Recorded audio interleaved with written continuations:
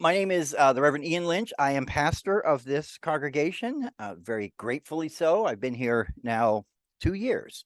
So yes, I came during the pandemic, which was a lot of fun. I was almost pastoring virtually, but found a lovely house here in Waterville and have moved here. And I'm grateful to be serving this wonderful congregation.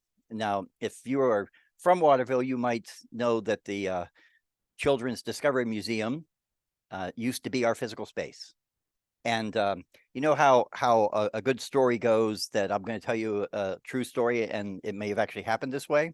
Um, there may be facts involved, or maybe not, but I always say that the congregation was paying the HVAC and the carpenter and the plumber and everyone more than they were paying the pastor, and realized through some real struggle and wise decision making that it was better to choose mission over maintenance, and rather than maintain a building, to serve the mission. And this congregation has done that in spades. We are here with, I hope you've noticed and know about the work of our essentials closet, which is right through that door, where 6 days a month people are able to come and get those things that they can't get on food stamps, for instance. They get essential items, cleaning products and hygiene products, and that has been going on for quite a while. We don't post our attendance each week in our worship guide, but we do post the number of people we serve. We're kind of like McDonald's, the number served. and our numbers served for this current year, just this year, and we're not done, is over 4,600. And a congregation that's maybe an active group of 30 or so people. So we are excited to be here in this place, utilizing this space and being able to host this today. One of the other key ministries that we are responsible for and host is Starfish Village.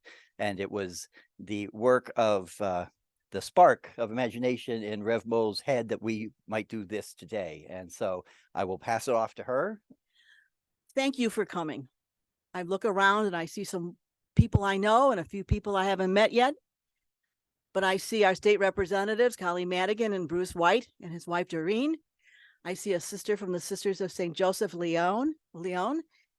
I see Colleen Madigan, a friend of mine who's our state rep. I mentioned you with Bruce, and Matthew Bullerice, who's running for mayor, and many other wonderful faces. Okay, nurses, people who work in food insecurity, Pastor Kim Schrader of the Winslow Congregational Church, business people here. Thank you all for coming.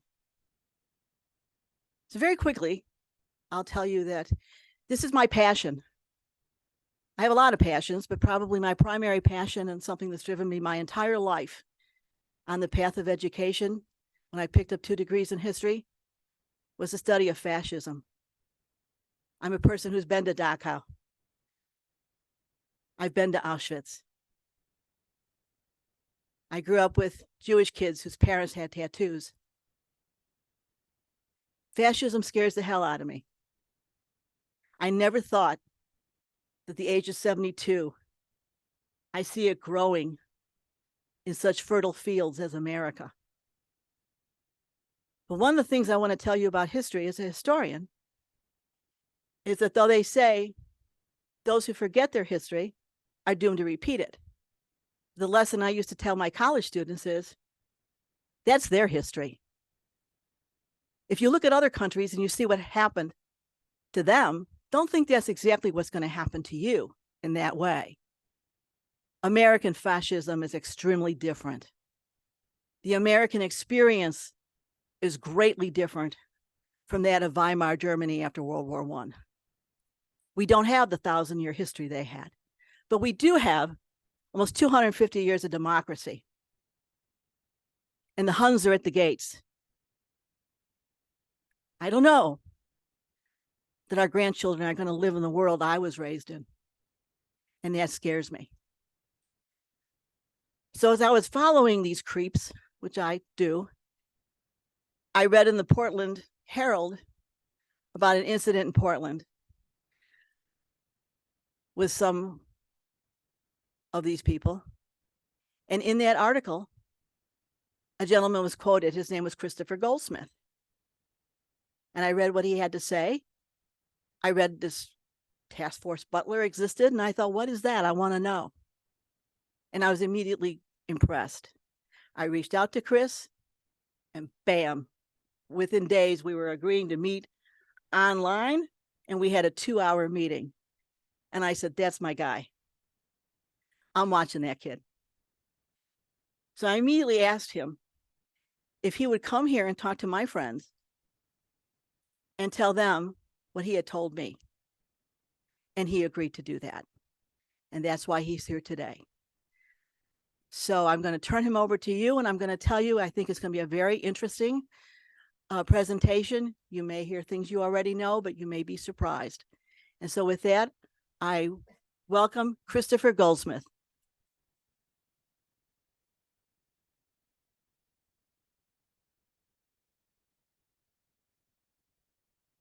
Reverend Mo, Reverend Ian, thank you. It's difficult to follow preachers, so I hope you all understand that that they set the bar really high. Reverend Mo, I hope that we can figure out a way to get you do the opening for Task Force Butler everywhere.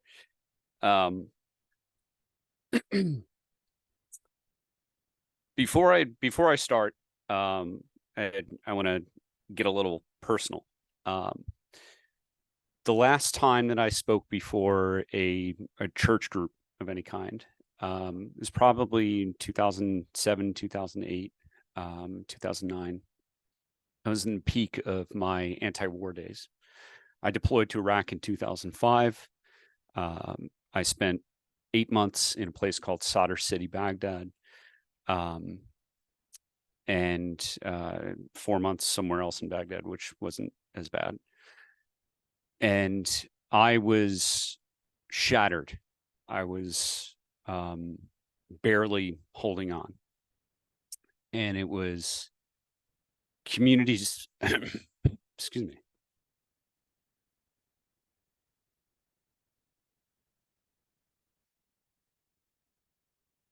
There's communities that looked exactly like this, that took me from an extraordinarily vulnerable position and put me on a path to recovery. First through treatment at the VA. You might hear terrible stories about the VA, and a lot of them are true, but the VA saved my life. And it saved the lives of countless veterans. I've since gone to and graduated from an Ivy League university with honors. I have started now my third nonprofit. The third one was kind of an accident. We'll get into that later. And I'm now here before you to talk about how Task Force Butler is helping other veterans who, may not have gotten as close to the fire as I did, but veterans who have felt angry and confused because they served this country and they swore an oath to this Constitution, and they have seen what Reverend Mo describes as fertile grounds for fascism here in the United States. And largely through accident, Task Force Butler has turned into a small but very tight community of volunteers who are through their time and through their effort giving in a way that I never could have imagined possible. And we'll talk a little bit, and I'm getting a little ahead of myself, but I'm wrapping the intro up real quick. We are now able to say that as an organization of veteran volunteers, we are responsible for at least 9 convictions of neo-Nazis. We have profiled over 60 neo-Nazis, self-described Nazis, swastika flying Nazis. I'm not using hyperbolic language. There have been 3 federal lawsuits against one of these neo-Nazi organizations, which it may take years, but those lawsuits will bring in a complete end to that organized hate. And I am immensely proud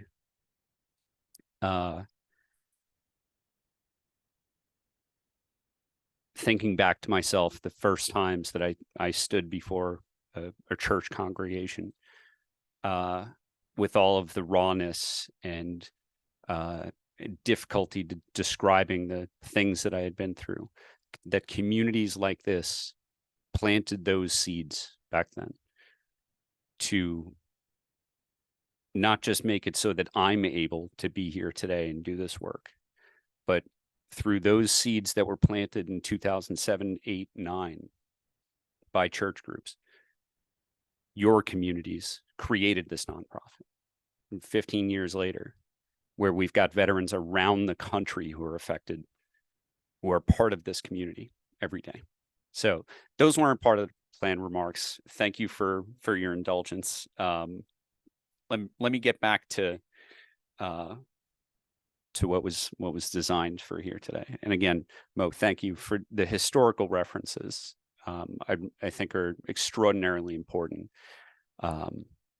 And to connect the rise of fascism to what we're seeing in to what we saw in Europe in the last century is extraordinarily important, because we are there and we can't ignore it. All right, so our mission, simply put, is to counter the rising fascist tide in the United States by empowering veterans and those who share a passion to stand against hate. And while we are a veterans organization, we're not exclusive, right? We are a diverse organization, and our mission is to empower each of you. And I mean this literally, each of you as individuals. We have over on the piano our community response guide. If you have seen acts of hate, evidence of hate group activity in your neighborhood, and you felt confused about, what can I do about this? You might have felt powerless, and that's their intention, right? But we are here to tell you that you are not powerless.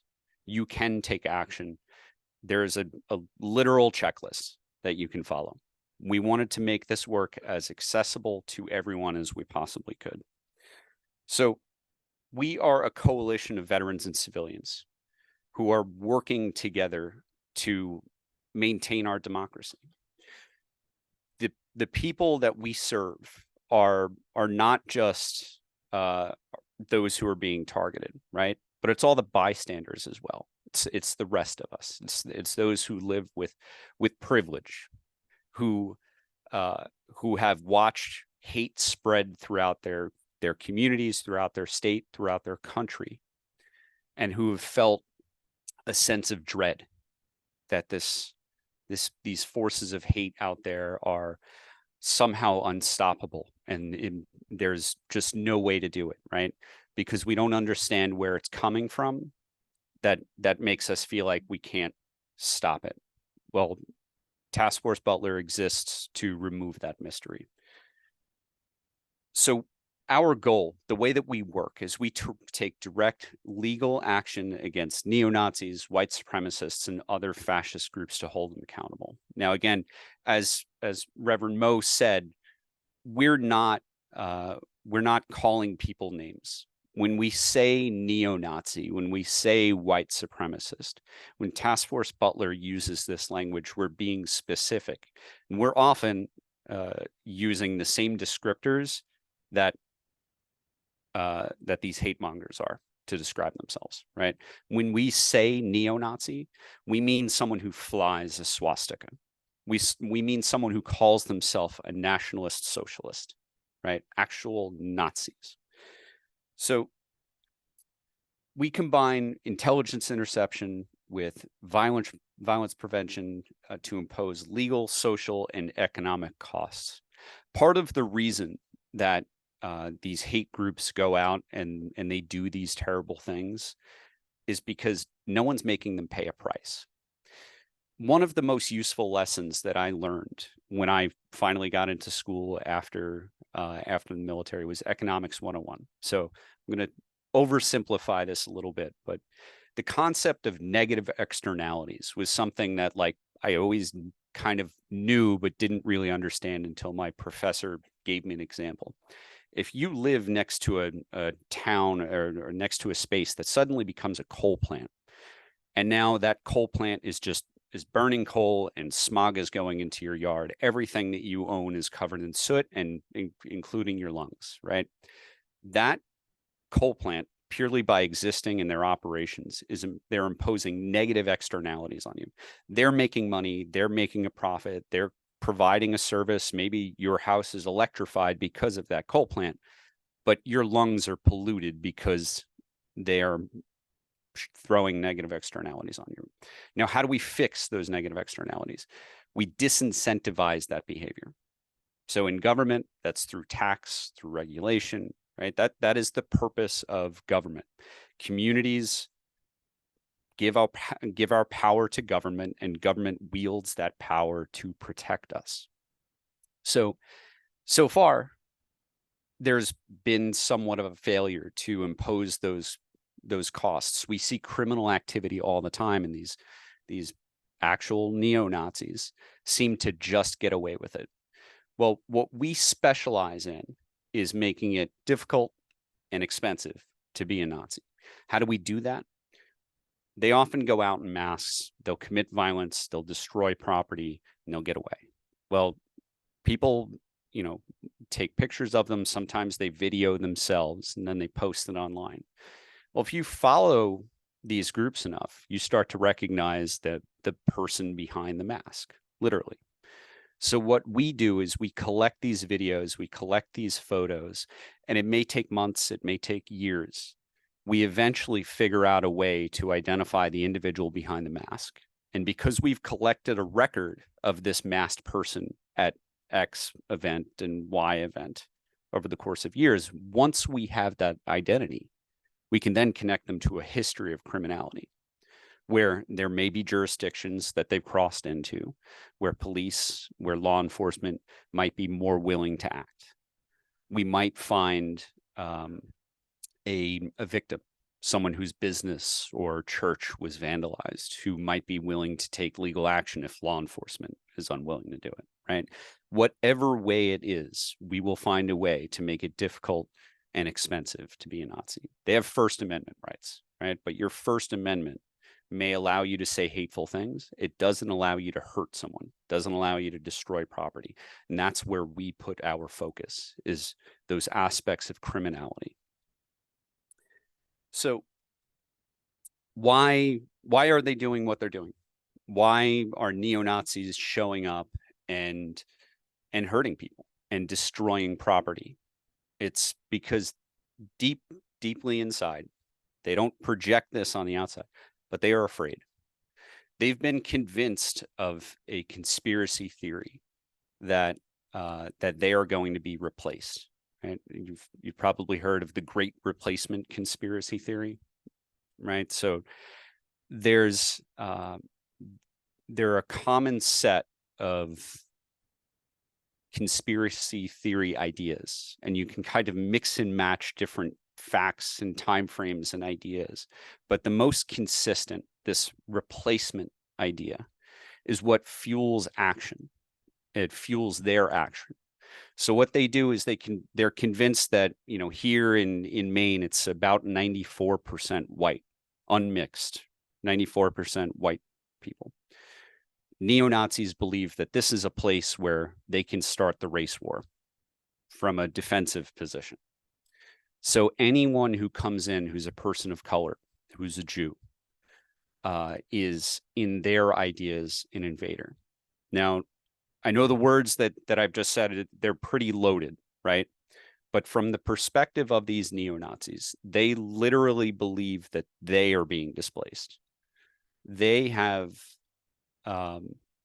adopted this idea that they have a connection to history that doesn't exist. They have a connection to a people that doesn't exist. So rather than a community that's like this, that is focused on love and around helping people, it's on this myth that they are being replaced and that they need to fight. So when you have this idea that you are losing power, you are losing influence, you are being replaced, that is the type of idea that justifies violence. And now we've seen over the last week, since the terrorist attacks in Israel and the response of Israel and how that has affected millions of people in Gaza, right? This violence that we're seeing, it exists in the human condition. And under certain experiences, whether it's a conspiracy theory or whether it's your family was just murdered, like there are in all of us, there is fear that can be triggered, that can be motivated. And in these neo-Nazis, they have been convinced by this conspiracy theory of their own impending replacement, that the time is now for them to act as warriors. So our process, what do we do? What is Task Force Butler? How do we exist? How do we make being a neo-Nazi difficult and expensive? Well, it's about our volunteer team. What we do is incredibly labor intensive. We gather intelligence from extremist activity all across the country. We find patterns in activity. We build networks of individuals and organizations. And again, we focus on criminality. So we produce these reports, both, smaller intelligence reports, say, a violent incident happens in Portland.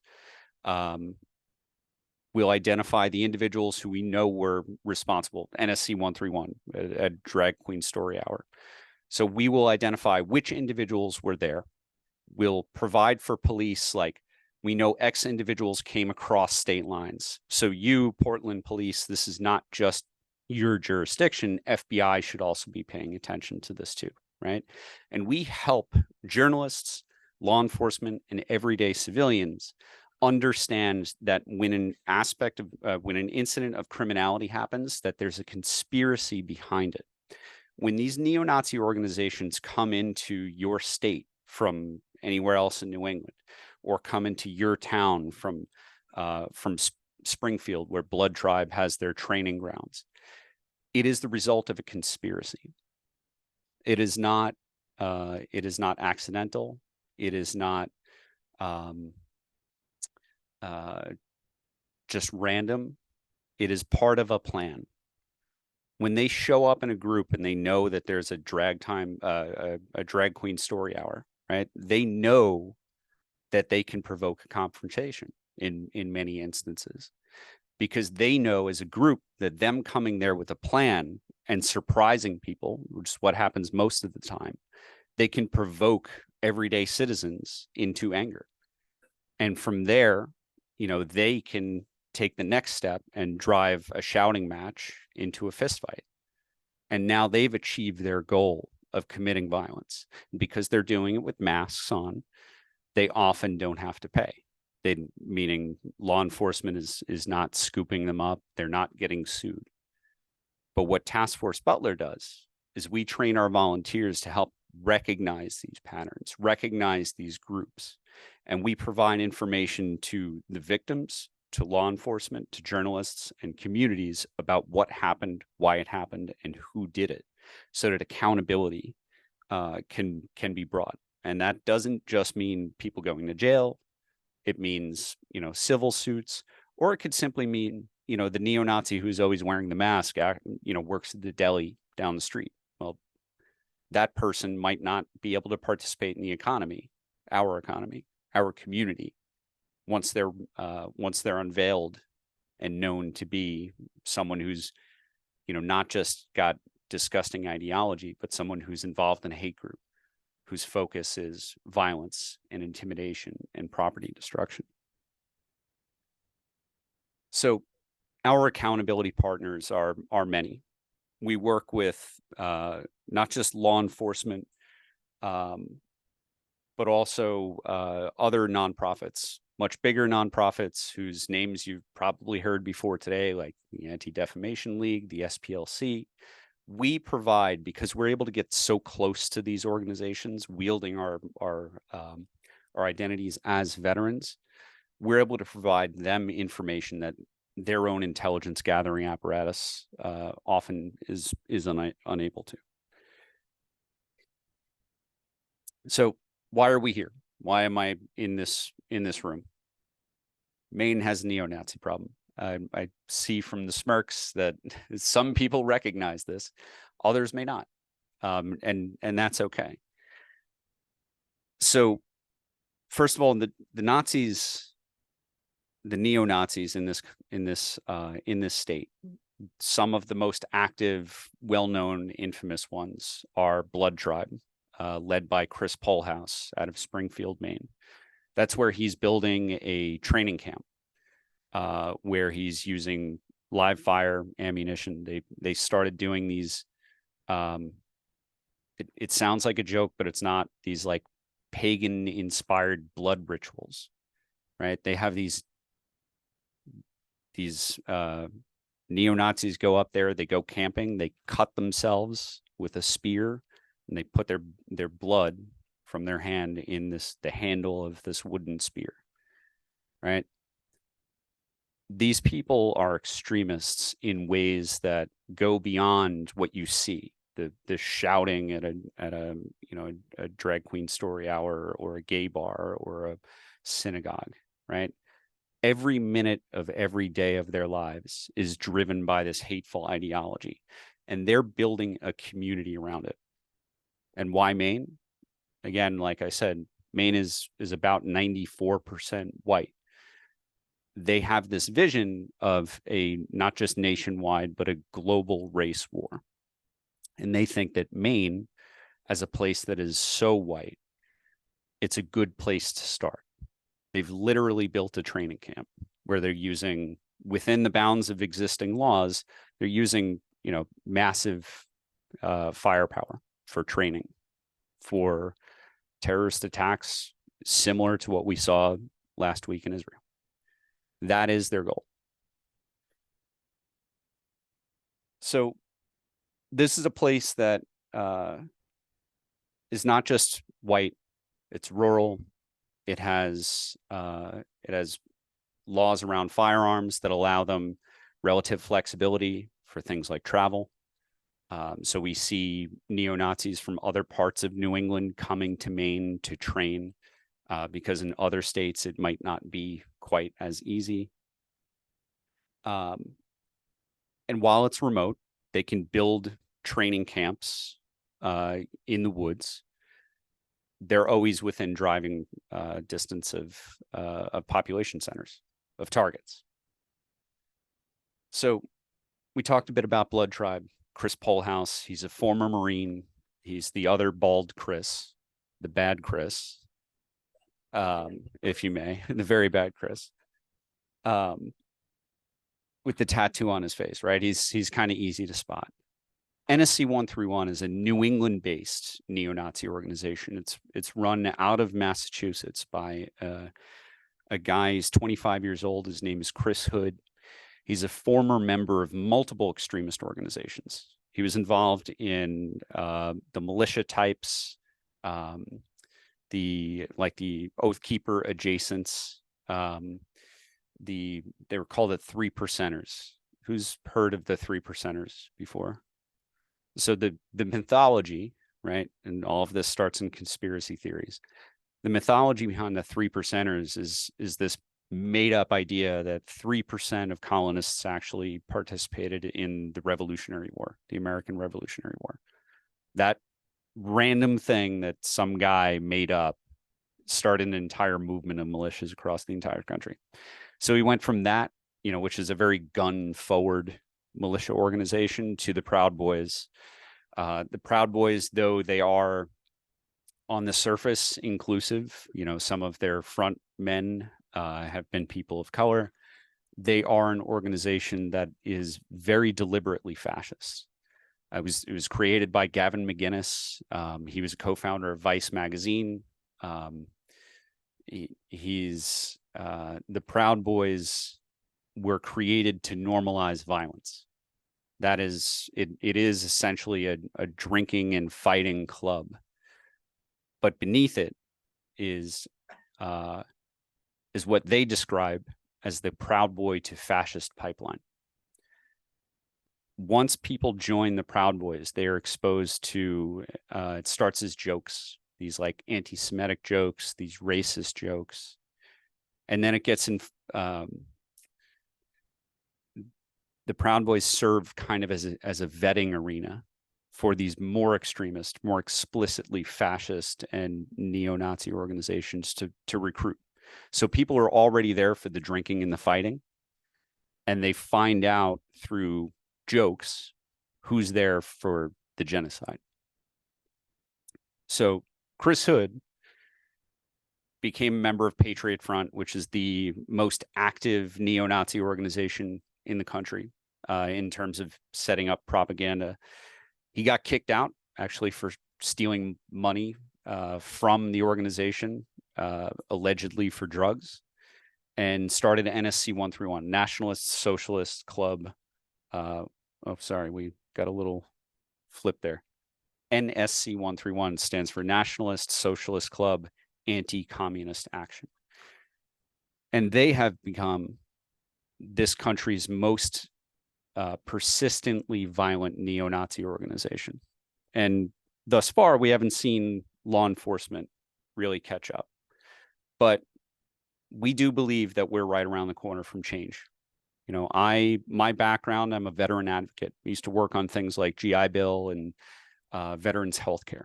And I used to work for Vietnam Veterans America. And the perspective that some 50-year veteran advocates gave to me was one of the long run. It took Vietnam veterans a very, very long time to help Americans separate the warrior from the war. Right? I don't have to tell anybody in this room how Vietnam veterans were treated when they came home. My generation was not treated like that. We were called hero, often undeserved. But we were treated a hell of a lot better in big ways, like the GI Bill being able to provide a full ride to school, and VA healthcare improving dramatically. And we were helped in small ways, like people not responding with anger when we identify our veteran status, the way that some Vietnam vets were treated back then, right? So it is with this perspective that I recognize that we feel like we have this tremendous intractable problem, these hate groups, these neo-Nazi organizations that law enforcement doesn't seem to be willing to do anything about. Well, I'm looking at it from the Vietnam vets' perspective. They didn't overnight, they didn't over 2 years, over 5 years, change the way that Americans treated veterans. But in 50 years, they completely turned it upside down. Now, I don't think that our fight against neo-Nazis is going to last 50 years, but I recognize we need to be patient. So we are here today. The reason why Task Force Butler is here today is to provide to you instruction, and we'll get into a Q&A.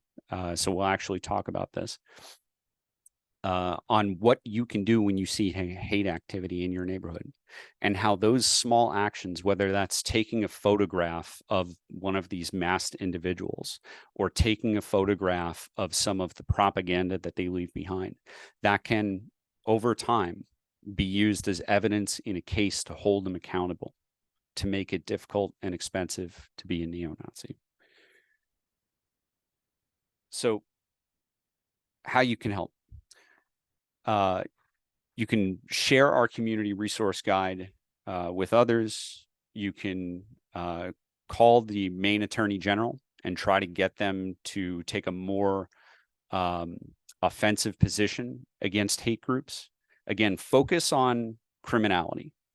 When a neo-Nazi organization like NSC 131 shows up at a hotel where there are migrants who are being put up and provided for by a community group, by a religious group, and NSC 131 is burning road flares on private property, shouting racist slogans, police have thus far showed up and escorted them off private property.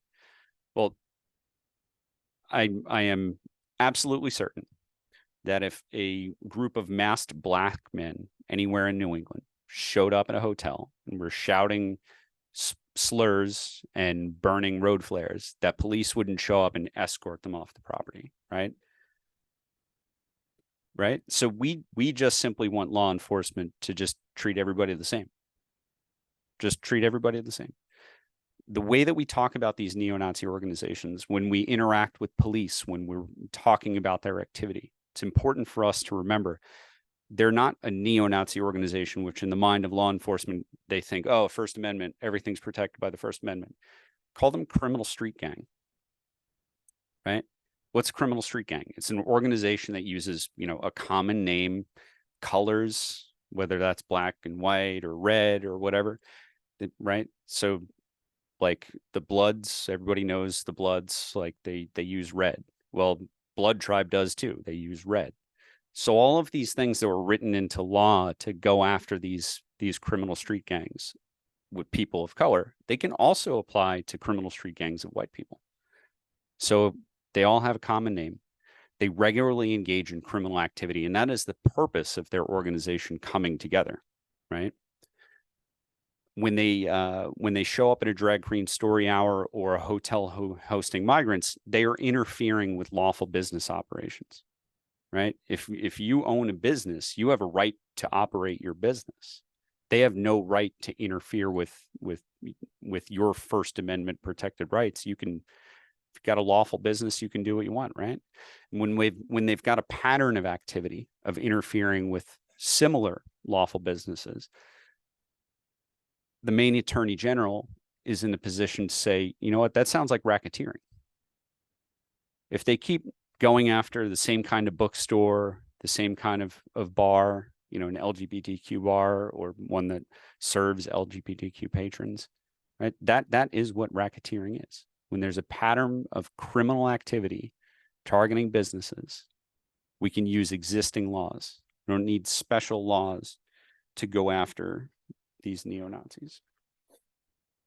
So what we would like to do is create a relationship with this community, with communities throughout the United States. We want to help gather intelligence into a centralized location. So when there's criminal activity here in Waterville or in Portland or in Boston, we can serve as a sort of clearinghouse, right? It's often the same handful of bad actors who are traveling throughout New England, NSC 131, Blood Tribe, a couple of local militias. It's the same people showing up in all of these different towns and cities throughout the region. And eventually, they're going to cross into a jurisdiction where the Attorney General or local law enforcement are willing to act. Or alternatively, there's the civil way.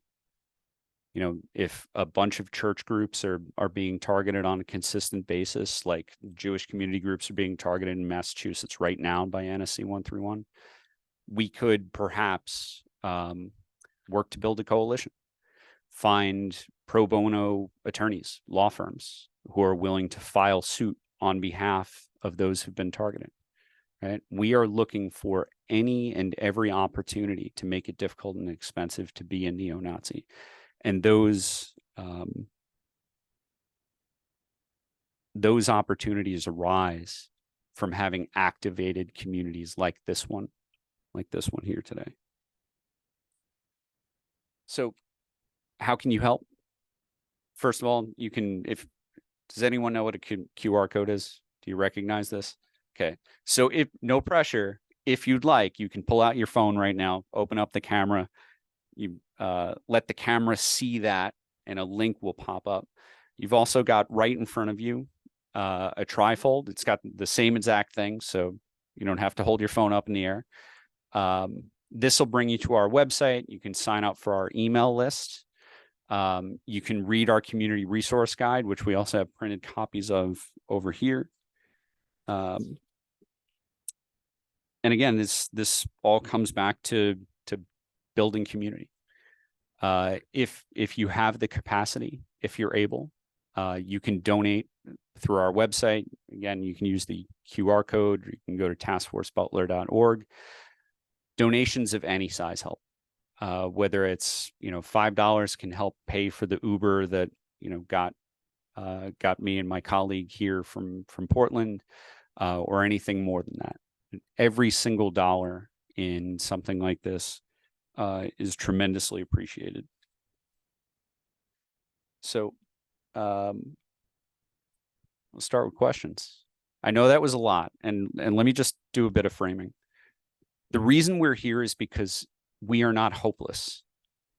This veterans organization, Task Force Butler, we're a bunch of people who went to war. We're a bunch of civilians who've had all sorts of different experiences, and we've all come together because we have hope. We believe that we can make a positive change, and that's not just wishful thinking. We know it.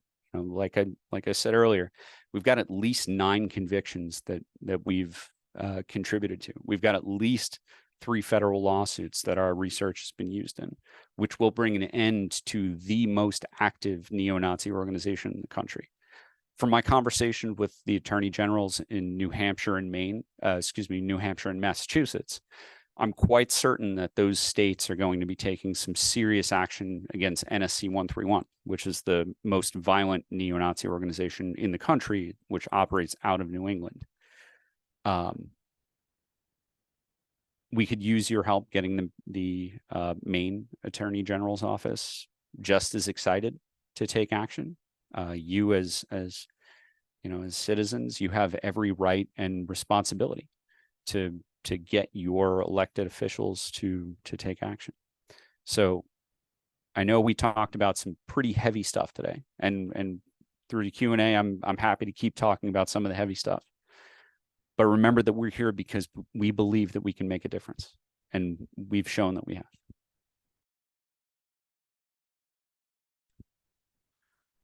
I was curious about why the name Butler. Oh, actually, so well, I'm glad a historian invited us because it's she did. Yep. So there are very few people who know this history, but in the 1930s, there was a group of wealthy businessmen who were looking to take advantage of a group called the Bonus Army. Is anyone familiar with the Bonus Army? So in World War I, soldiers were overseas. They were told, we're going to pay you a bonus for every day that you're in combat. And when they came home, America was on the gold standard, and the Treasury just literally didn't have the cash to pay the bonuses. And they said, all right, well, we'll pay you your bonuses in 20 years. The Great Depression hit, and veterans were not that thrilled about this. We're going to give you a bonus. Just kidding. Right? So they went and they camped out, like thousands of veterans from around the country, homeless, came down with their whole families, were camped out on the National Mall in front of DC. And this group of wealthy businessmen saw an opportunity there. They saw a bunch of pissed off veterans, and who were right in front of the gates of power, literally. And back then there was a General Butler. He was known as a Marine's Marine. He was the fighting Quaker, man of contradiction, who was universally beloved, not just by the military and troops and veterans, but by the civilian populace. He was a lot like our generation's General Mattis. He was a household name.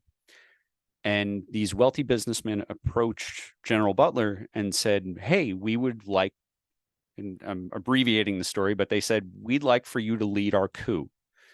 And you can take this bonus army this army of veterans who camped out on the Hill and march on the Capitol, bust into the Capitol, and take control of the United States.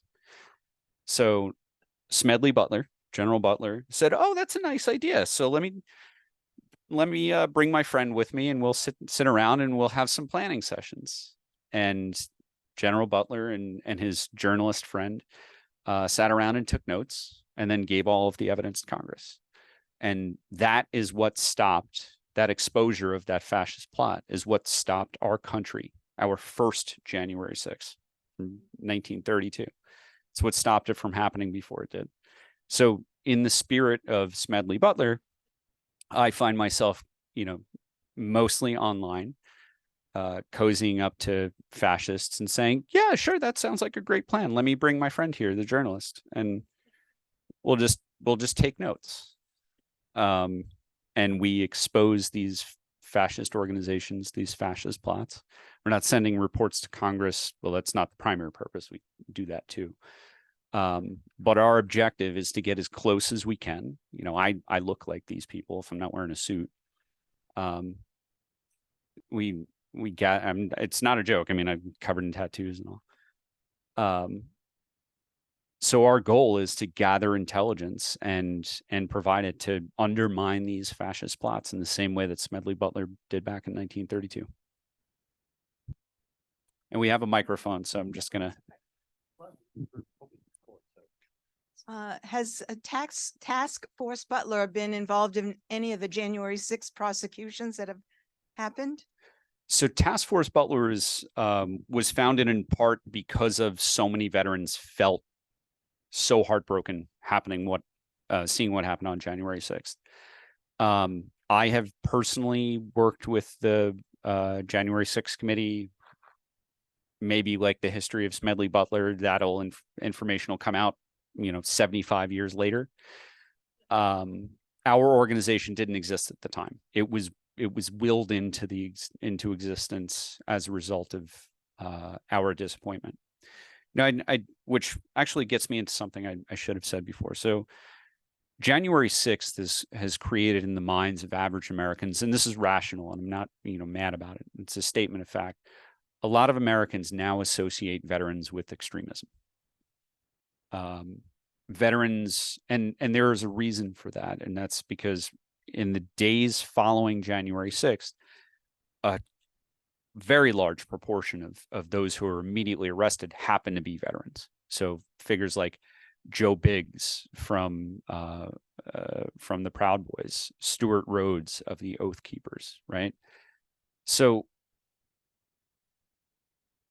the reason why so many veterans were arrested for their involvement in that day, or the same reason that extremist organizations are targeting veterans for recruitment. It's the same reason that the Russians are targeting veterans with disinformation and manipulation. And that's because veterans are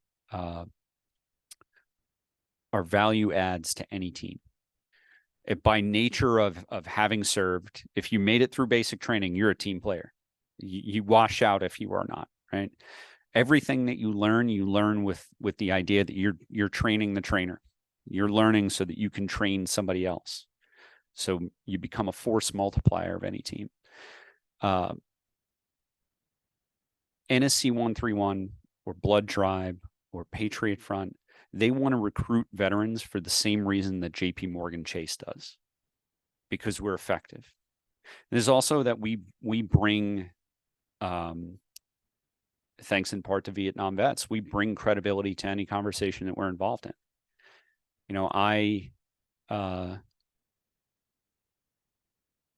It's not always been deserved putting a microphone in my face. When I was fresh out of Iraq and I was 20 years old, people wanted to know my opinions on global politics and all this and that. I made it through high school, not really caring, went and served in combat. I was not ready to speak on the UN. I didn't know what the UN was, right? So just because people are veterans, we have a privilege. Our service was a privilege, and these hate groups are trying to corrupt it. what we are doing is we are providing veterans an opportunity to maintain autonomy and continue their service in a meaningful way.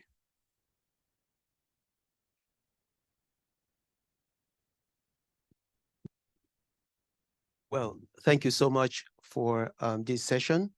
It's very heavy, but it's also very informative. And I've had my own fair share of some of this stuff. But it's unfortunate because Maine or our community is very, very nice community. People are extremely nice, very polite. How do you handle being pulled over for DWB? How do you respond to that? I'm sorry. Could you rephrase Like that, I'll please? just give you an example. Like when you're pulled over for DWB, driver white black, how do you respond to that? Where you ask a police officer, may I know why you pulled me over? And after few seconds, and he tells you, no, I just wanted to make sure that you're safe. So there's no reason, and there's nothing you can do. So yeah,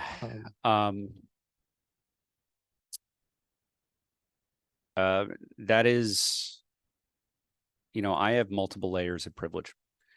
I am a white man. I'm straight. I present as such. Looking the way that I do, if I wear a suit or I wear a hoodie in our nation's capital, I can do anything because everyone thinks I'm a cop. I have never had to deal with anything like that. And that is part of what, that is entirely what makes me able to get close to these hate groups, to gather intelligence. If I sit down in any random bar here in the United States, people will say to me things that they wouldn't say to you, because I make them feel comfortable. And that is a privilege that I have not always recognized, and really only came to truly understand it when I started getting involved in this work. The first time I infiltrated a neo-Nazi organization, I thought that when my friend described this organization as Nazis, I thought he was being hyperbolic. It wasn't until I got inside and I came to understand that they were actually immersing themselves in what they described as propaganda. I didn't understand that they considered themselves fascists, and they were proud to become fascists. So I can't imagine the experiences that you've had. I can't imagine the frustration that you carry from those everyday interactions, and I'm sorry for it. I mean, well, thank you for this. It's just it's mind-boggling because sometimes when I get pulled over, I'm a black man, I have crazy hair, I drive a Mercedes, so automatically I fit the profile of a drug dealer or something like that. So, but it's too sad because each time I get pulled over, the first thing I do, I put my hands on the dashboard and to ensure that I am not having any weapons. And but thank you for the work you do. If there's anything I can do to volunteer with your organization, I would love to do that. Thank you. Yeah. And tell me your name again, please. My name is Churchill. Nice to meet you, Churchill.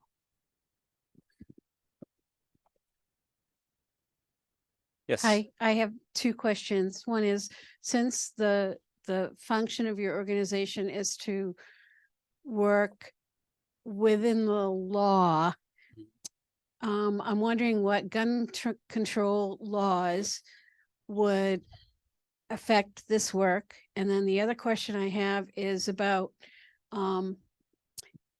identifying people through the masks. Do you use artificial intelligence? Do you use surveillance means, or is that like off the record? Let me start with your second question. So, I am personally a very analog person. I am not super tech savvy. I don't know how to code. Not building software. We do have people on my team who do that, and I just consider them wizards. And I'm not going to ask them how they do what they do. And yes, they train artificial intelligence to like recognize patterns and objects and all sorts of things that are incredible. I am personally just very good at recognizing patterns. So if I look through, you know, a history of photos of an extremist organization, I'm eventually going to notice like, oh, this person has a black fuzzy patch here on his shoulder. And here he is at another event without a mask on. That's how I do my pattern recognition. As far as surveillance, we were sued by the Aryan Freedom Network for flying a drone over the White Unity Conference. So we have learned to be careful with our surveillance methods. They dropped the suit. I welcomed it because I was sure I'll take a list of everyone who was there. I want to interview them. They weren't excited about my yes please answer. But yeah, as for surveillance, these hate groups are so convinced that they're never going to be held accountable that they post all of the evidence online. So we just join their chat groups. So, and most of the time we don't have to pretend to be them, and there's no like vetting. This stuff is just open on the internet. And part of the reason that it's open on the internet is they're using platforms that they're not going to be kicked off of. So they're not posting this stuff on Facebook anymore like they were in 2016. They're posting it on Telegram, which most people don't know what it is and will never be on it, right? Law enforcement also can't monitor these things. They're limited by the First Amendment. Unless they have a warrant or the probable cause, they cannot just join these random groups. So we do that. We do what law enforcement can't. That's not invasive. It's just joining public groups. On the first question on how would gun control affect us, in no way that I can think of. I don't know of any, you know, potential gun control legislation that's coming down the pipeline anywhere that would impact this community. So in Maine, I wish I knew more about the proposed legislation, but there is proposed legislation that's specifically going after the training camps. That is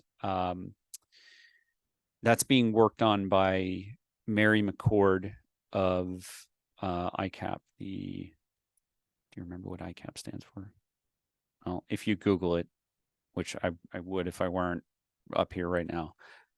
So Mary McCord of Georgetown University, George Washington University, is an expert in unlawful militias, which is what these groups are.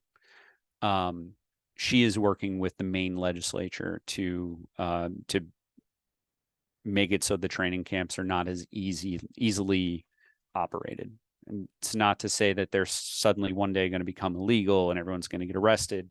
These things are incremental, but it's in the works. Welcome. Thank you. The Institute for Constitutional Advocacy and Protection. Mayor McCord with ICAP. So, so you shared a slide earlier that was the path to radicalization. Yes. And it was to find others, finding others with the same existential fear of losing power was about halfway up the food chain. I've got a lot of family who, based on the media they consume, I feel like they could fall into that. Or this feels like much earlier on in the work that you're doing. Mm-hmm. And it's a big question that I think a lot of folks have grappled with over the last 8 to 10 years. But how do you have any advice that you found for talking down folks who are really close to us, who are down that road towards siding with these folks? So that is something that that my colleague and I were actually talking about, creating something where like a guide to having those Thanksgiving conversations. I hope that we are able to develop something like that. I don't have answers right now. For my personal life, for my personal relationships, I have found it to be endlessly sad, depressing, frustrating. I've got people in my family who have normalized racism and racist comments to the point that they don't understand why people are calling them a racist. Like they get upset at me when I say that's racist. And I try to explain like what you said was specifically anti-Black, like that is racist. And they just like don't get it. It is not healthy for me to engage in those conversations anymore. So I personally am just, I recognize that I've got finite energy and wellness, and I cannot in my own personal life continue to have those conversations. That again, that's speaking for me. I hope that as an organization, that we're able to come up with something like a very specific, deliberate answer, something that's a few pages long and like a real thorough answer to having those conversations. But for right now, you know, the thing that you need to know from that path to radicalization pipeline is it very often starts with a conspiracy theory. You're not going to disabuse someone of a conspiracy theory in the first sit down. It is conspiracy theories like the Great Replacement or the QAnon conspiracy theory that drove our national politics and still has a significant role, right? These are cult-like communities that form around these conspiracy theories. QAnon, for those of you who aren't familiar with it, is a belief system that Democrats, led by Hillary Clinton, are draining the blood or adrenochrome out of children so that they can live forever. That is, millions of Americans believe that, like, and can be motivated to violence off that belief. So it's a long way of saying I don't have an answer yet, but I, you know, subscribe to our email list, and I hope that we'll be giving you an answer in a few months. I hope. I just want to do a time check because we're after one. Oh, and we I are don't know. after one. We can stay as long as anybody wants. I just know that there are probably schedules involved here. So I want Yes. to make sure we know what I've seen at least 3 hands up, and I'm happy to keep coming around with the mic, but yeah. Yep. Okay. I guess if people need to go, we can certainly, you know, feel free to Yeah, leave as long as you're not leaving. So. Really quickly, I don't want to embarrass anybody or anything like that, and ask a show of hands if it was inspired to want to do something. But if I were to ask that question and 20 hands showed up, what would you ask those 20 people to do, or how would you parse them out? The most effective utilization of their time. So, so one, if you can give donations and support, that is the lifeblood of our organization, and that, you know, is it may feel impersonal, but it is not. Donations, monetary donations, are extremely important, and we greatly appreciate anybody who's able to give. But we're in a room full of people who are reverends, who are preachers, who are evangelists. Simply talking about our program and giving people hope, I think generally, I don't know everybody in the room by far, but I would expect that if you're in this room, you understand how to talk about the things that you're passionate about. And from hearing the metrics, the 6,000 people served, was that 6,000 people? Over time, 4,000 this year. 4,000, getting yeah, there. 4,000 people served in this calendar year. That is tremendous. So everyone here, I know if you're part of this community, that simply telling people that we exist and giving them the hope, I think is a fantastic use of your time and energy. And I want to emphasize that, like, that may seem small in your mind, but it is not. We are a tiny, tiny organization. We are 2 staff. We're about 30 volunteers. We are itty bitty. But even with just that, we've been able to accomplish some pretty unbelievable things. Again, 9 neo-Nazis convicted thanks to our work, 3 federal lawsuits against neo-Nazi organizations. That's just in the last year and a half. And nobody knows about us. So when people start to spread the word, building support, helping us earn donations by letting people know about the good work that we're doing, that will be tremendous for us. And we're super excited to see that grow over time. Thank you for that question.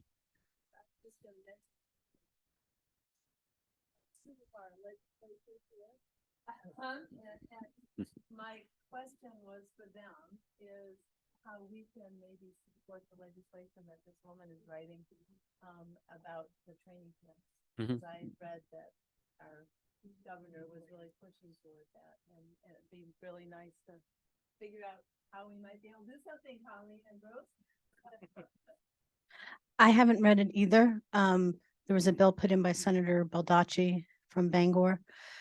Cloture, which is the last day legislators have to submit legislation, was last month. And since we're in the short session, the only thing let through that will move forward and get written and get a public hearing has to go before Legislative Council Wednesday, I believe. So I haven't written it because it hasn't been written yet, and shared even with legislators. But if people want to see that, I would encourage them to call or contact members of the Legislative Council, who are the legislative leaders from both parties in both chambers, in both the House and the Senate, and tell them that you would like that bill to move forward. And then maybe we can all read it. And it's not like it's just a big secret. It's just that when you put in a bill, you speak to someone in the revisor's office, you tell them what you want the bill to say, and you have a conversation with them like, oh, do you mean this? And you're like, yeah, kind of. And so it takes them a while to put that in the legal language, not just that, but where it fits in the legal code. So it just takes a while to do that. So it's not like it's being, some state secret or anything right now. It's just in that process. So is that helpful? Yeah. Yeah, simply contacting the Attorney General's office and asking them, hey, we heard the task force Butler gave you a report on NSC 131. We put down the names of the individuals that we were able to identify for the assault that happened in Portland. There have not been arrests. So simply saying, the article that you found me from, simply saying, hey, I read this article back in this summer. Where are the arrests? Where is the civil suit? Now, not every attorney general has the ability to prosecute. Some are just civil, and I don't recall off the top of my head if Maine has prosecutorial power. But the civil suits are important. This hate crime law is often enforced on the civil side before criminal. So when there are businesses that are being targeted because they serve LGBTQ individuals or migrants, those are reasons that the Massachusetts Attorney General can take action. There's also opportunities to improve hate crime law. Florida, of all places, actually has one admirable thing in their laws, and that is their laws about criminal gangs specifically names hate crimes or hate groups as a type of criminal street gang. Now, Florida's law enforcement are obviously not doing much with that, but the letter of the law is there, and they serve as a template. So I would like to see other states start to adopt similar language, making clear that hate groups are criminal street gangs, that there's just because they're white, just because they're neo-Nazis doesn't mean their First Amendment extends to violence. So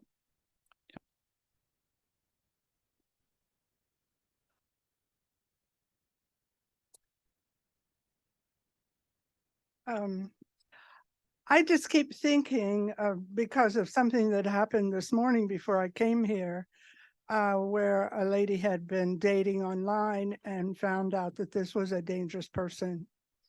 And simply called, and the police came and got him off her porch and took him away. And I'm assuming took a picture of him. So I was thinking, what could be more threatening than to have somebody standing in front of my bookstore yelling at the people that we're having do a presentation with hate and violent threats? To me, the biggest threat of all is that they have a mask. So to me, if I was Governor Mills, I would say, you have a mask and you're making verbal threats. You are really, really affecting my business and are a big threat to me. And I would call the police and they should be removed and had some pictures taken when the process. So that seems really simple to me, because it is a huge threat to have someone you can't even know whether you're going to be sitting next to them or standing at the store tomorrow beside them. That's a worse threat than somebody who I do know is who's a threat to me. Yeah, so these hate groups learned a serious lesson from Charlottesville, in that, you know, if they mobilize to engage in, you know, hateful acts and they do it without a mask, the consequences would be severe, and they would be not from law enforcement, but from their communities back home. Neo-Nazis from around the country traveled to Charlottesville, marched around with their tiki torches, shouted racist slogans, and they all came home and found out they don't have any jobs. Their significant others have left them, and that imposed serious consequences on their lives. That's part of the reason they wear masks. Now, the pandemic also gave them a great opportunity, because in many cases masks became required. So it's put legislators in a difficult position, because you can't make wearing a mask illegal because people are wearing it to protect themselves. So the thing to focus on, rather than new laws about masking, is simply making sure that law enforcement enforce the law as it exists. If you need to get somebody for littering, like, you want to make sure the law enforcement's doing it. If they're throwing out, you know, hate packets, get them on littering. If they're on private property, get them for trespassing, because that's where the identities are revealed, and costs, the community imposed costs are imposed. I want to segue back on on your reference to these groups as gangs. All right. So thinking that through, I know from like where I came from, Chicago, gangs need money, and they usually run other criminal enterprises. And when I look at these people, and I see so many of these young men out, and why aren't you working? What are you doing? Where's your money coming from? You know, I mean, how much fundraising do Nazis have? I don't know. But in Maine, as my colleague, Reverend Nancy Finland and I have learned, we have a human trafficking problem. Okay. We also have a drug problem. And I know that sometimes you'll see motorcycle gangs will be involved in that, and there are a lot of other gangs. Are these neo-Nazi groups, to your knowledge, in any way running other criminal enterprises like this that maybe could be a way to blow them open? Yes, I don't have a lot of evidence around it, though. We know from recent articles, they're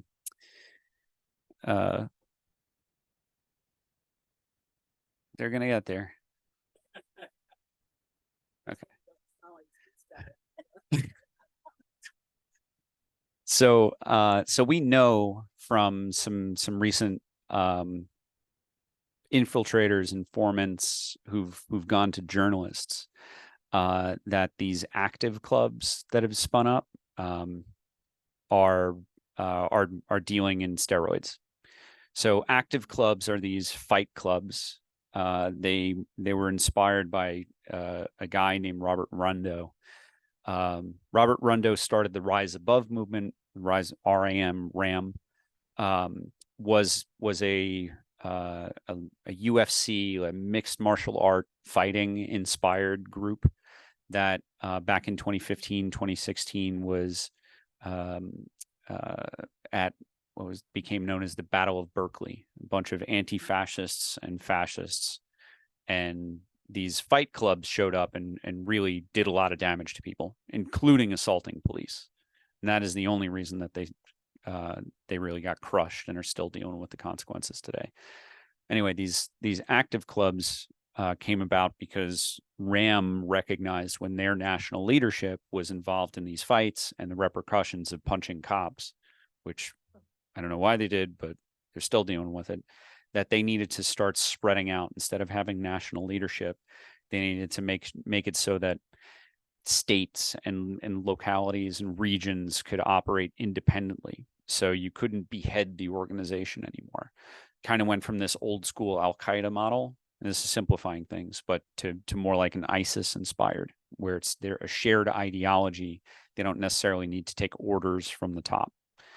So with that said, they share a brand, they share an ideology, they share a name.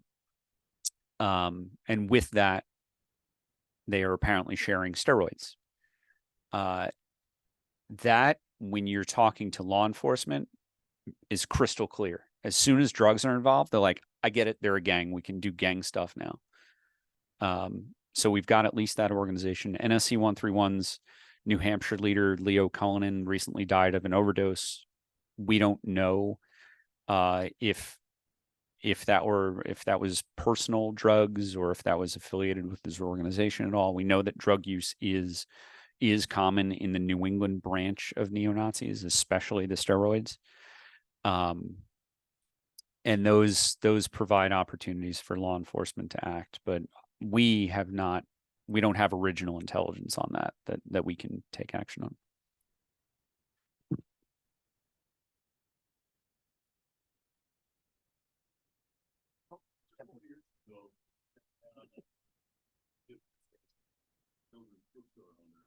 Had a drag queen story hour, and I'm happy to say that about 700 people showed up in support on one side of Main Street, and about 25 people showed up on the other side.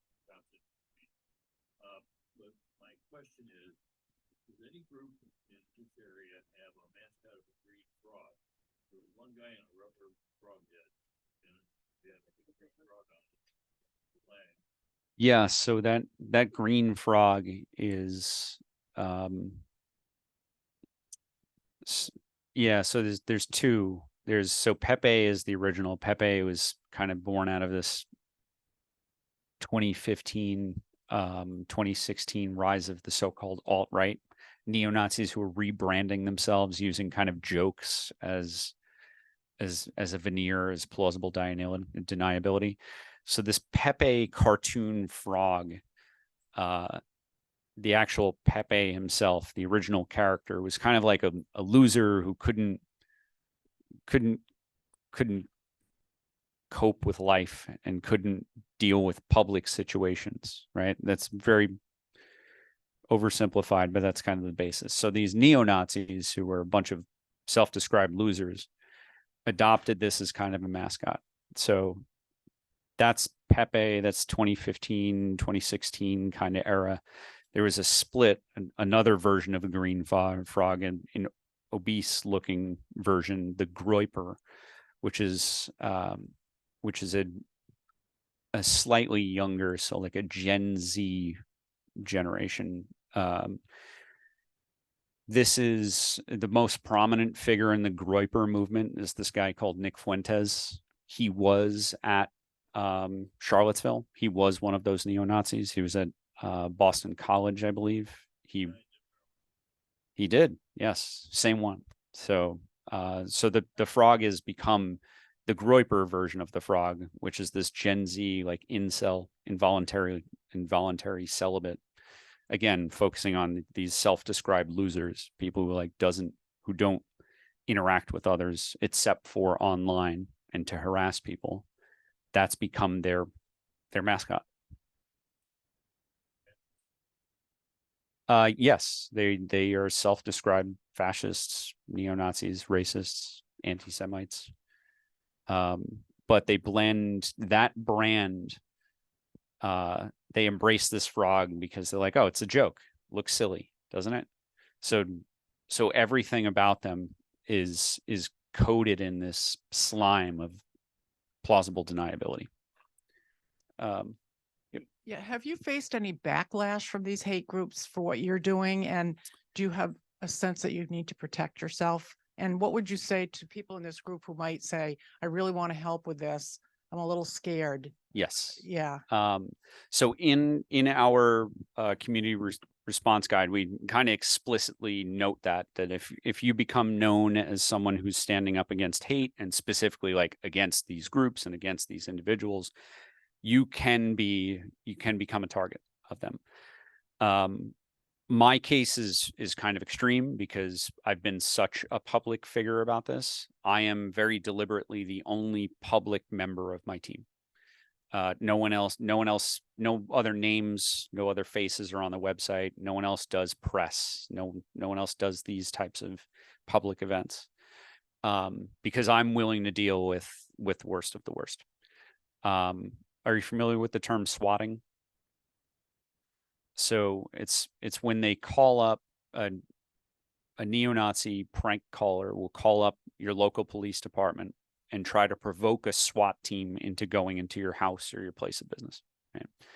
So this is something that I knew was coming someday because I've chosen this area of work and I've been public about it. So I went to my local police and I told them years ago, one day this will happen, and they took it seriously. So when that call came in, which is at the end of the day, it's attempted murder. They're trying to get a SWAT team to come kill me, right? My local police said, okay. And when that call came in, it did not escalate. And now the cops send me calls of them messing with the prank callers, which is not necessarily helpful, but there are steps that you can take to mitigate any threat. And that is not the type of thing that happens to everyone who stands against hate. It does very commonly happen to hospitals, to schools. That has become very, unfortunately, very common, especially this year. There's been a massive spike. It's happening right now to synagogues around the country. Yeah, and thankfully, law enforcement has broadly speaking, culturally started to recognize that they are being weaponized, and the threats are not escalating the way that they did 5 years ago when these types of things happened. Now, I share that in full transparency, but I don't want everyone to think that that's the type of thing that happens when the average person, when the average community member stands against hate. We encourage people, and again, read our community resource guide online, copy of it sitting around here in your trifold. There's a QR code that'll bring you right to the website. We focus on building communities, and we want communities to act as groups. No one individual has to be, has to act on their own. Act with what your group, what your community is comfortable with. Any interactions with law enforcement or with journalists, it should be a discussion in your community first, so that you can evaluate, the potential threats that might arise and come up with strategies and tactics for what feels best and what feels right for your specific community.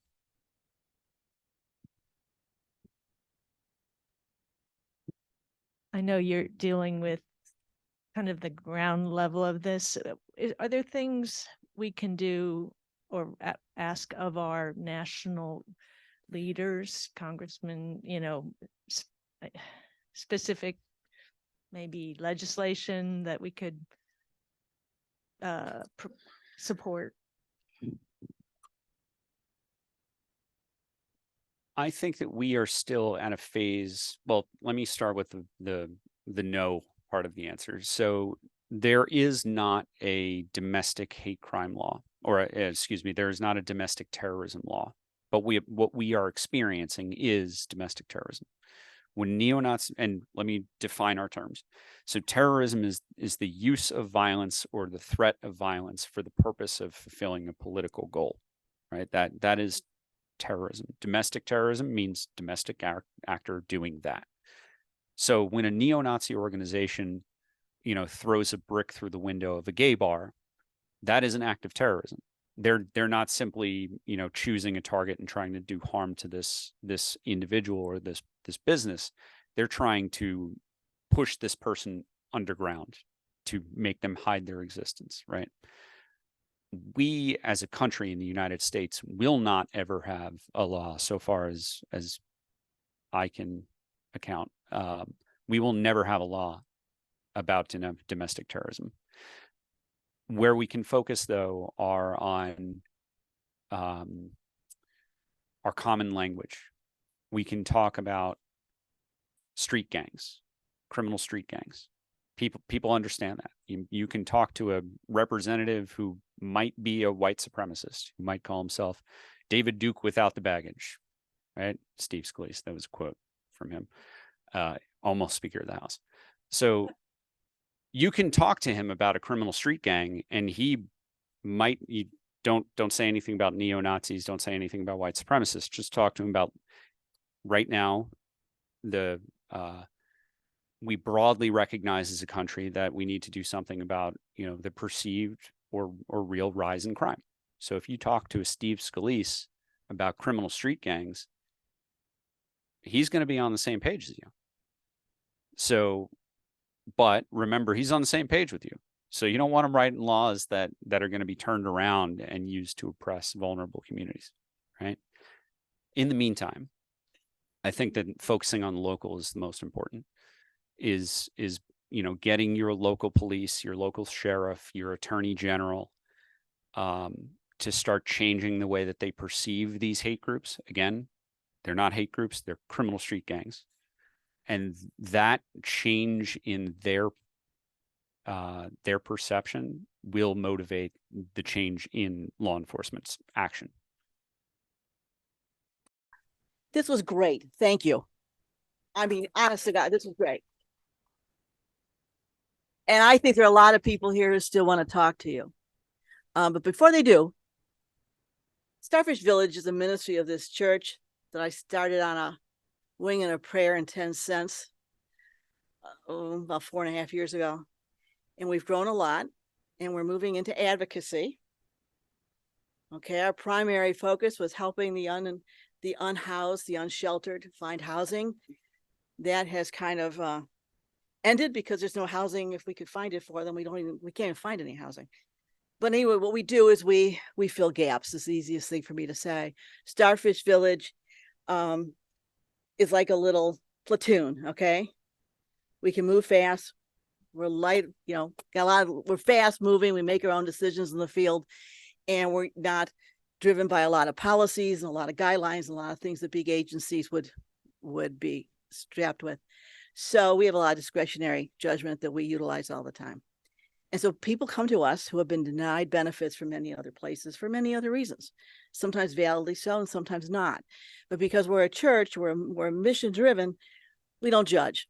So we don't have a lot of litmus tests. Basically, our litmus test is, hey, Nancy, how much money do we have in the bank account? Right. So, but we give generously when we can. And we will come up with rent assistance. We will come up with money to help people come up with a security deposit. We have kept a lot of lights on this last year.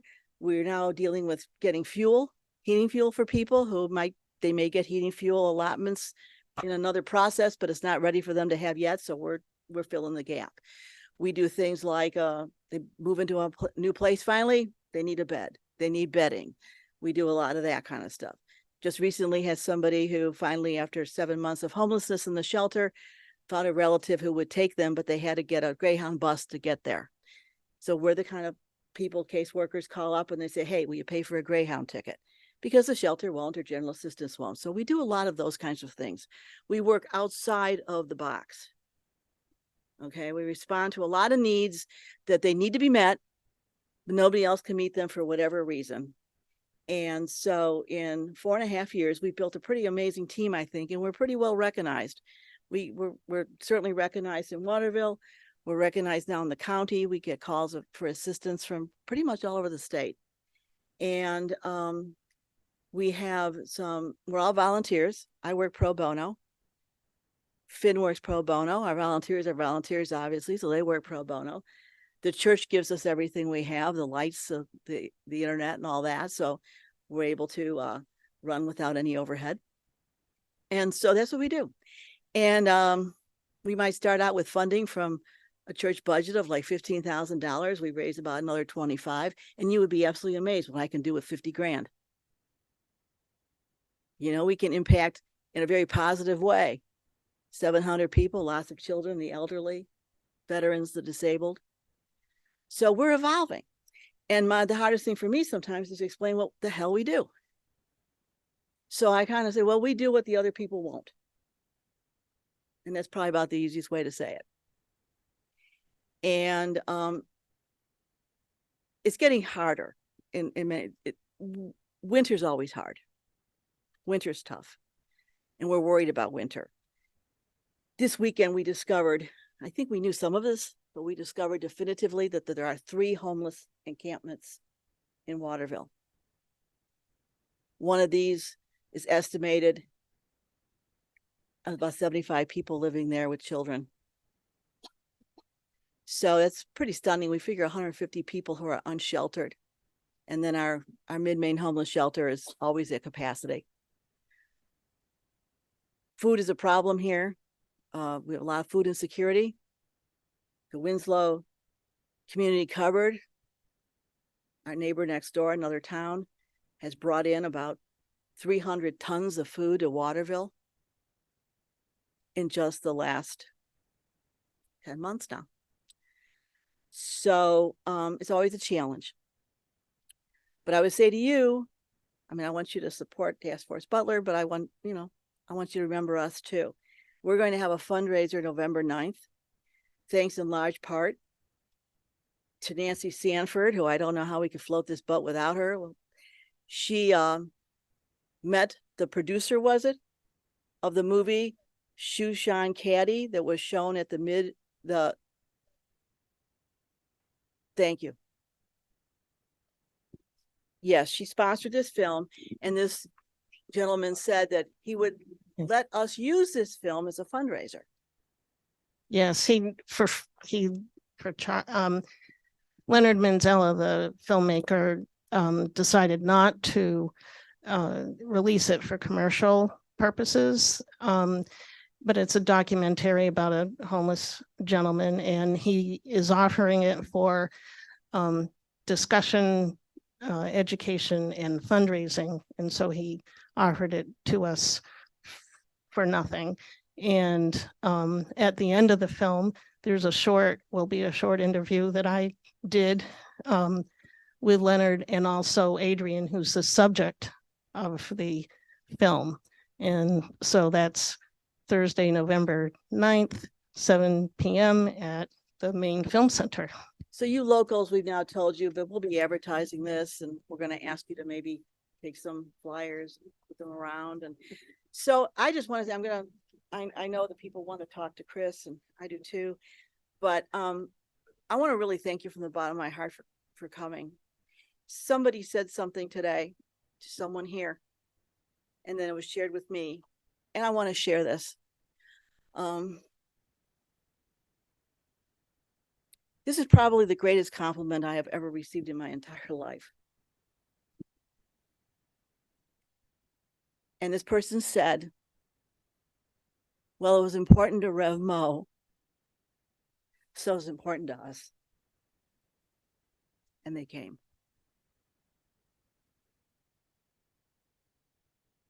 So God bless you all. I love you, Chris. Thanks for coming. We got a lot of work to do.